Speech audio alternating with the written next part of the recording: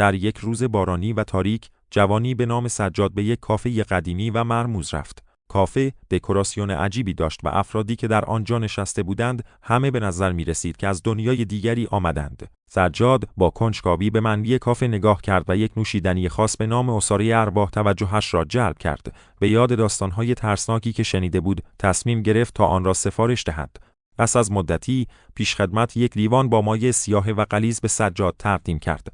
بوی عجیب و غریبی از آن بلند می‌شد، اما سجاد از ترس اینکه دیگران او را قضاوت کنند، نوشیدنی را نوشید. بلافاصله بعد از آن احساس عجیبی در بدنش کرد. درونش در حال وقوع طوفان بود و تصاویری ترسناک از گذشته‌اش به ذهنش هجوم آورد. سجاد برگرداندن به زمانهای گذشته را تجربه کرد. او خود را در مکانهایی یافت که خاطرات تلخی از آنها داشت، مانند روزهایی که دوستانش را از دست داده بود یا شکست‌های عاطفی را تحمل کرده بود.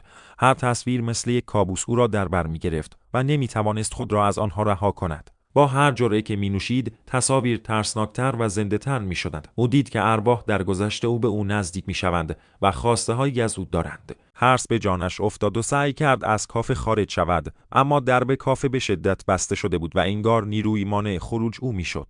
در نهایت سجاد توانست از درب کناری فرار کند. اما وقتی به بیرون رسید، متوجه شد که همه چیز تغییر کرده است. خیابان‌ها تاریک تر و خلوت تر شده بودند و هیچ کس دیگر در اطرافش نبود. او تصمیم گرفت دوباره به کافه برگردد تا ببیند آیا واقعاً آن نوشیدنی تنها یک توهم بود یا خیر. وقتی به کافه رسید، با کمال تعجب متوجه شد که کافه دیگر وجود ندارد. هیچ نشانی از آن، نه ساختمان و نه حتی تابلو، همه چیز در تاریکی شب گم شده بود.